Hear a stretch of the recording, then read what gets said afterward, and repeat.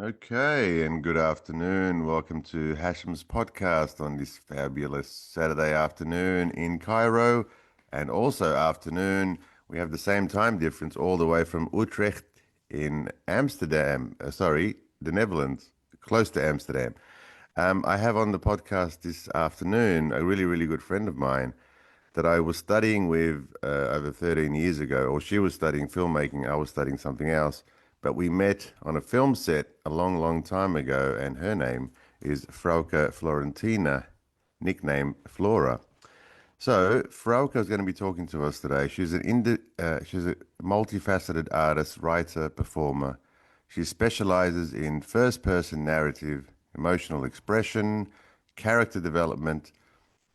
She originally trained in Melbourne, Australia. She has developed skills across a wide range of other forms of performance. So we're not going to, I haven't got the bio of her work here because I intentionally did that. I wanted her to talk about her work. She's done so much work from film, performing, all sorts of filmmaking, camera work. And then recently, over the last couple of years, she's written her own book.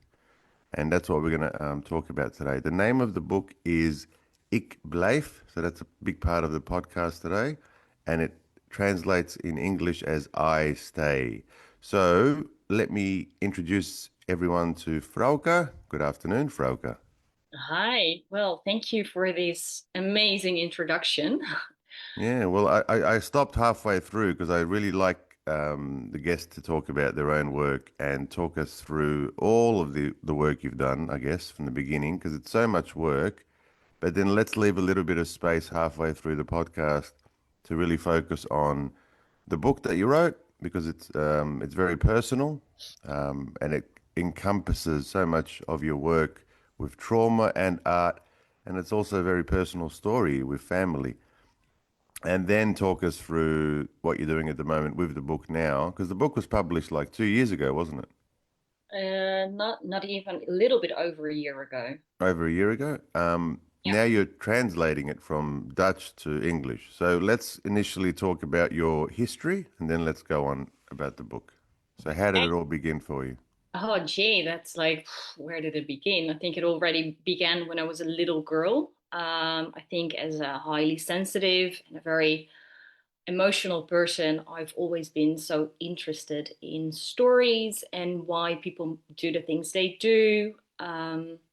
I loved first person narratives since I was a really small girl. So my father would read me these stories and I would just close my eyes and then kind of just go onto a journey of this main character, of the protagonist.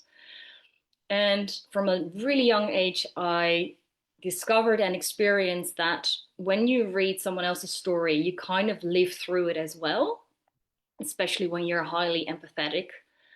Um, and I think that set the tone for every work I've made afterwards.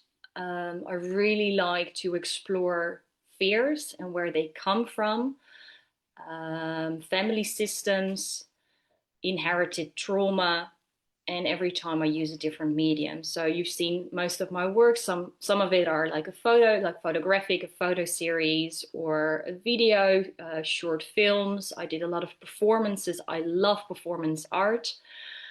But also building installations and kind of little film sets that people can walk onto, and more in like a spatial setting experience Fabulous. story. Yeah. If we go back a couple of steps back when you said you began to look at people's stories as a young child, how did that become a career? When was the shift? Because when we do stuff like storytelling or photography, or it's we love it. It's a passion as a child or as a teenager, and then a lot of people tell us that it can't be your career. It's just something that we do as a hobby. How did you end up making it your career before you even started studying? How did that switch happen in your mind where this will be my life? Ooh. I think it's always like an undercurrent. It's always there and it pushes you towards making things. So even when I was studying more, I was studying theater and film, but on a more research level. So more on the intellectual level. And every time I had this urge of to make something, and then I think the necessity came when my mom died. I was 21 and she was ill for 9 years. And then when she died, I just couldn't, I didn't understand language anymore. Like I wanted to explain my story to someone, but I just didn't know the words for all the sensations, the experiences, the dreams, everything I was going through. I just couldn't put it into words. So my friend gave me a camera and said, make images. Tell me, how do you feel? It doesn't matter how you do it. And at first I was a bit like, yeah, but who's wait? Like no one wants to hear my story. Like a lot of negative self-talk. And eventually I just started making images. And from one image another came, and I just couldn't stop anymore. And something also started flowing in me again. And slowly I would, after making the image, feeling the sensation, I would turn it into a performance, and then the words would come. But I think after doing film school in Australia, and I think being like having really good mentors, like really good teachers that also said, you have a talent for personal stories. The way you feel the world and the way you see the world, it's special, and you should not lose that. Because before I kind of wanted to always hide it, like I'm too sensitive, I feel too much, my story is too much. And they said, no, it's beautiful, go and tell it. And then I think, so there were a few switches, like a necessity, slowly gaining more confidence, and then also mentors. Really, and also you, like how many times have you told me, most of the time you tell me 6 months before I'm ready, you tell me, Frau, it's time for your next performance, or hey, you need to do an exhibition. And I always say, no, Mo, it's not time yet. And then almost like 6 months later, I'm like, you're right. Yeah, especially with the photography also. You do a lot of photography, along with the filmmaking and the performance and the writing now. And your photography is absolutely amazing. Thank you. And it's just like, how do you come up with the ideas, the inspiration? How do you set up the shots? We can put a link to your work at the end of the podcast because the shots are absolutely amazing. They come from somewhere deep and passionate and real. There's no pretentiousness in the work. And I'm not just saying that because I've known you, but people need to see your work. And I've always wondered, where does it come from? When's it going to be in an exhibition? Because it's really important for the photography to be somewhere internationally. So where does it all come from? How do you put it all together? Think I want to use one example. There was a moment where I was really battling a feeling of guilt and I just couldn't place it. And then I find it always easy to embody it. I think I either start with like an image, just a starting image, and it comes to me. I have no idea. Like it's not something I come up with. It's more something like instantly I know I need to start with this image. But with this, I knew I wanted to cover myself in mud. And I really like the visceral um, process of getting the material ready and then putting it all on my body, and especially on my face and on my body, and then making the photos. And with this, mud is really expensive in the Netherlands, so I came up with the idea of using cat litter, which is really cheap, but it's also made of mud. So then I do the process of getting the materials ready, and um, I start putting it on my face. I have the camera there, the lights, and then it's just experimenting. It's every time I make a photo and I look at it, no, no, this is okay, that's not okay. Like, and then So there do it was mud. individually. There was there was ones with mud. There was ones with plastic. There was Yeah, ones with mirrors and windows. yeah. So just the ideas that they come through, like when you dreams, or are you speaking to your friends the night before about something, or No, just organic evolution? Yeah. I actually just got a message from a friend that said you don't talk enough about what you do and how you make it. I can't. It's all mostly an internal process. I just wake up and then I have this image, and it's almost like it won't go away until I've put it into an artwork. So it's just something that keeps coming back to me, until I've transformed it, until I put it into like a shape, and that shape can be different. And do you have any like hesitation before you do the work? Is there like that, we know we're writers, they have something called the writer's block. Do you ever have that, I don't want to start now, I'll start tomorrow, or I'm not sure how I'm going to get it together. Do you have any of that hesitation, or do you just go straight away and get it done? Because I see you, you could disappear for 2 weeks and you come out with like 30 photographs, half a book, a performance on film. It's amazing. Like the inspiration and the willpower to continue. Where does that come from? Like I think everything I make, there's always the what if, is it going to be good enough? Like I don't think it's I don't I think I gain confidence, but the emotions are still there. It's just I can regulate them better. So now instead of saying I'm afraid and I don't do it, or I postpone it till tomorrow, I just say, okay, I sit with it. I'm just going to sit and say I'm afraid, and then I feel the fear, and then eventually I just keep making something, and then yeah, I got I do it, and and mostly the first 20 images, they're garbage. Like I have no idea what I'm doing sometimes, but by looking and experimenting and trying, it's the same with the writing the book. I knew that writing a book, I had to sit every day. So I gave myself like a time slot every day from 10 to 1. I would go to the library, and this library has an amazing central hall that's enough like noise of the people going around and the piano, but it's not too busy. But it kind of keeps me on edge, so I'm still in the room, but I can write the story as well, because I was doing it at home, and then I would go so deeply into the emotion, it was really hard to get out of it. And I write, and some days I would write one sentence, and some days I would write 10 pages. But because it's like a train, it's like a machine, and you kind of keep, you know, you try. There's movement in it, but the movement sometimes is there's more, and sometimes it's less. Um, So there's a lot of discipline, obviously, with all the work. So you went on from if filmmaking. sorry, if you're gonna sit and wait until inspiration comes, like sometimes it does. I'm not saying it never happens, but if you're just gonna sit until you have this master plan, nothing, then you won't. Like I think it's the inspiration, intuition, being sensitive, and the discipline together that. I'll mention a friend of ours, a common friend of ours, Simon Fisher, was my professor at uni, and I think he had a big inspiration for you also, Deakin Uni. He speaks about his work and he says that he gets up at 6 in the morning and he starts working. And that reminds me a lot of Picasso. Picasso did, I think, about 90,000 images, or sorry, paintings over his lifetime. And Simon, since he left Deakin, he just continuously works day in, day out. And I see you in that also. I see that discipline, the continuous work, the continuous discipline. And it's led you finally to write the book. So give us the background of the book. It relates to your mother, is that right?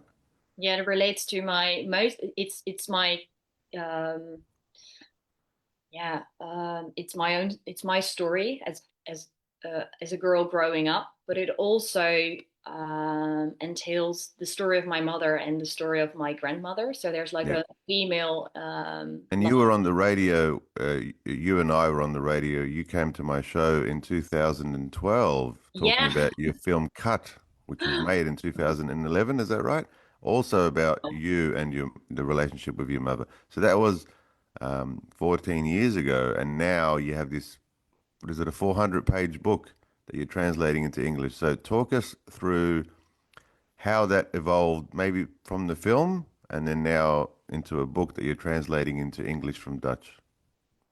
So when I was doing film school at Deakin, we had to do our end project, and I wrote the script, cut about a woman who is cutting obituaries every day because her husband died, and then one day the paper stops coming, so her routine that keeps her going isn't there, and then what happens? So she goes into this imaginary world with all these emotions. And I think for me, cut, there's no spoken language. It's about 10 minutes, and we follow this woman in this.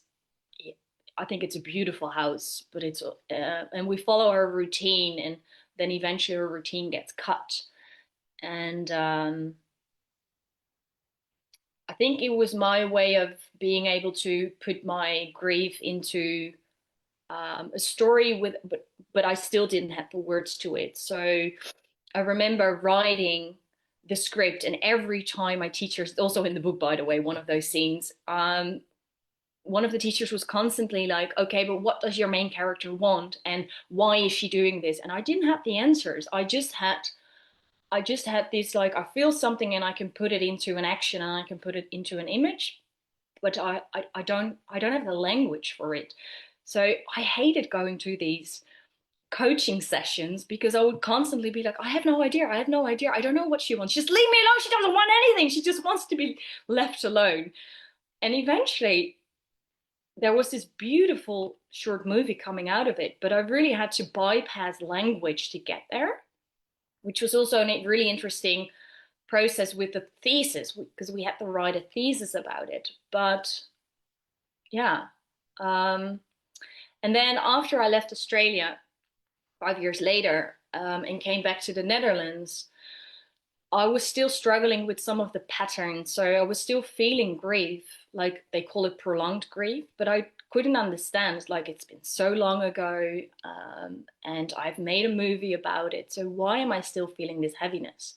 So I started doing research about my childhood and my parents and their childhood and kind of how everything related to each other. And first I thought I'm going to do a documentary. So I started interviewing all my aunties and uncles and went to all the places that were important during my childhood and um, looked at old photos, videos, everything. But I didn't, it just didn't, it didn't feel like it didn't feel right. It was like, okay, I know the subject is right, but I don't think this is the right form, like the right art form.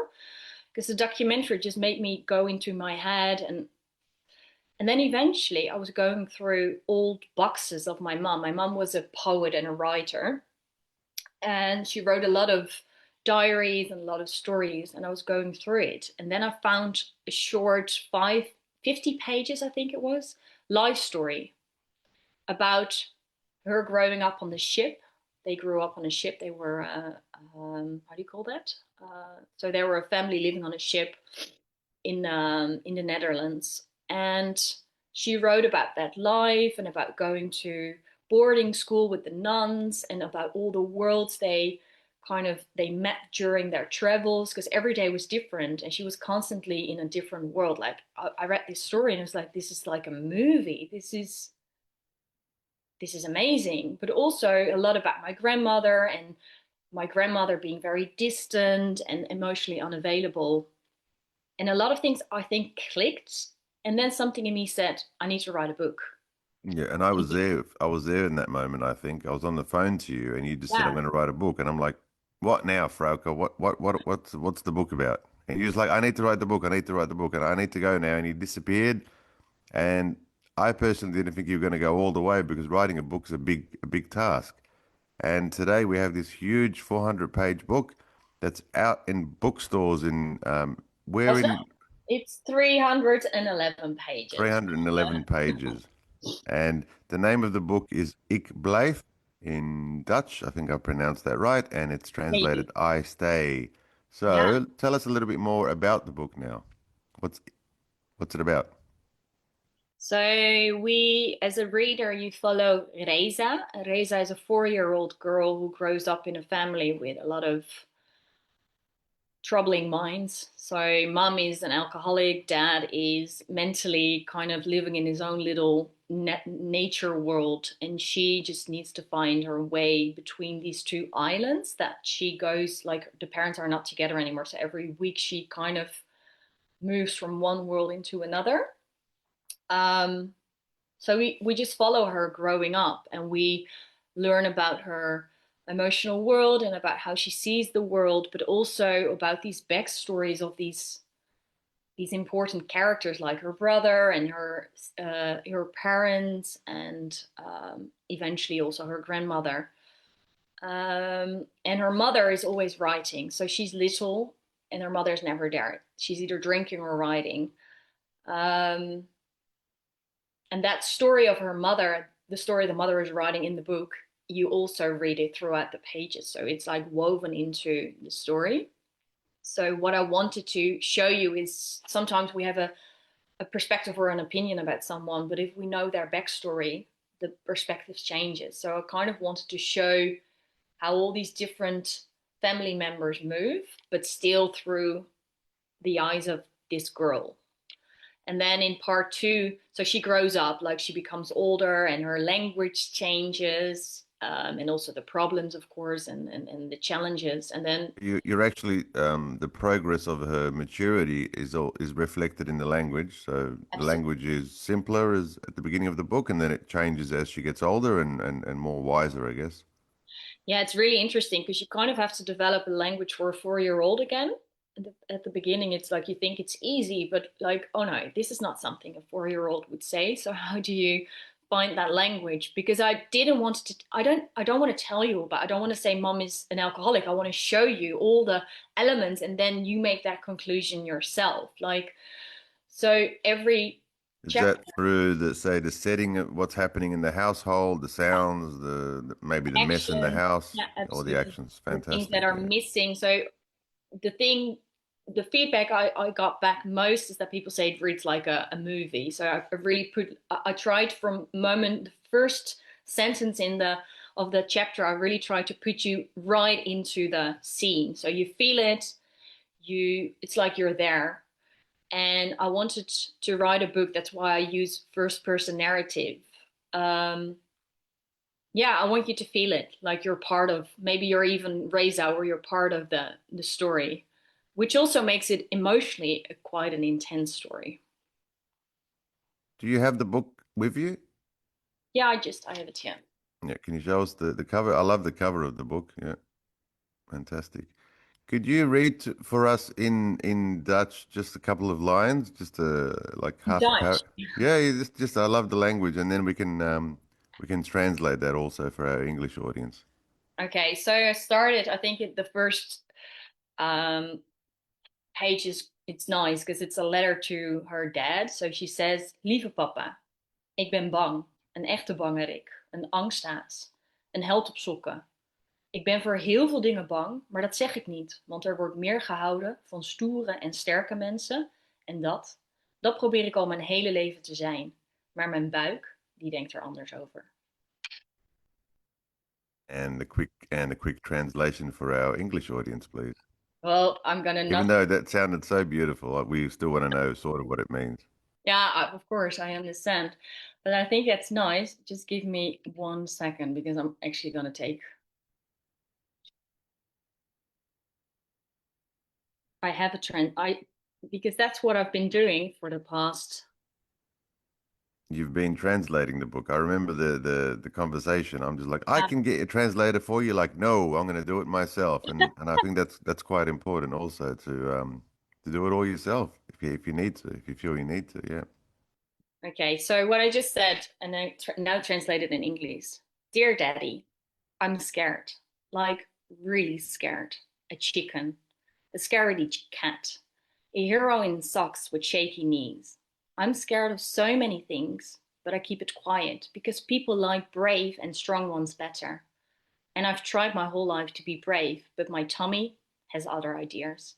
Because the truth is, sometimes I feel so awfully small.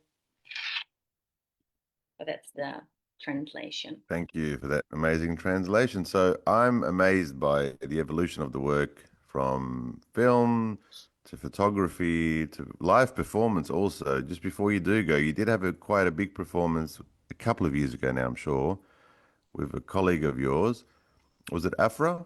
Yeah, yeah. Yep, you had a live performance also about evolution of trauma and emotions, and there were two people on stage and two different stories. So it was your story and her story, correct?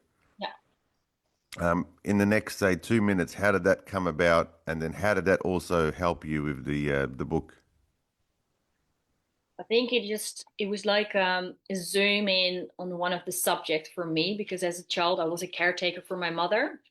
And that means the roles are reversed. So I was more the mom and she was more my baby in a way. I People always say that that's not good. No, it should have been the other way around, but that's the way for me it felt like that.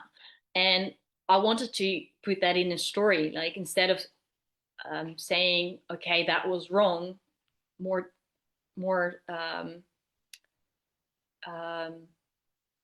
telling my story the way it was without judging it. Like, okay, um, this is how I felt and this is what it was. And she lost her dad when she was young. So it was kind of two women meeting each other. And we had a few really, I love, there's this scene where she's afraid and we made a dance of it. Like, how do you embrace, like, how do you let someone else touch you again and like hold you and kind of be open to warmth of another human being again. And that's a beautiful scene without words and just movement and dance.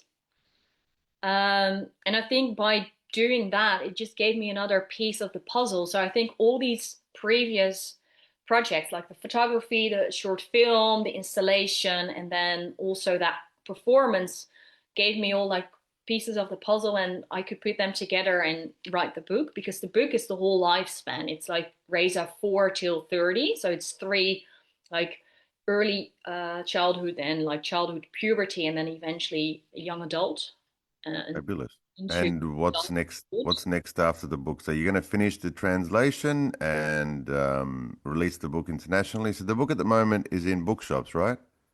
So in the Netherlands and in Dutch, it's in bookshops, or you can rent it at a library. You can get it online. But in English, which is really exciting, I've just translated part one. Um, and now I'm actually looking for a test audience. So I don't know, can I do a little like shout out or like a call out? Yeah, of course. Go for it. Okay, so whoever is listening and is intrigued and inspired by this interview, I'm looking for people who like to read, who can read English, and who would like to share their thoughts, their insights, and their feelings about the story. I love English, but it's still my second language. So I want to just test that. The way I translate it is, yeah, allowing the story to breathe enough and to be experienced by the audience. So if you feel like, yes, it's, let me see, how many pages is it? I think it's like uh, 100 book pages. So that's 100 of those. And some chapters are way smaller. It reads really easily. So if you feel like, yes, I would love to help you, please. Is it what's best? Just to shoot me a message, or you can shoot Yeah, if we our we'll put message, you, and then we'll. we'll put the website also, your website and your page after the interview. And if you want to contact us on Anzac Institute, it's been an absolute pleasure, Frouwke. Thank you for being available to talk to us on Saturday afternoon. We'll definitely be in touch again, and I'm sure there are a lot of guests who want to continue the conversation. Thank you for listening to Hashem's podcast. We've had Frouwke Florentina on. Have a good afternoon. Ciao.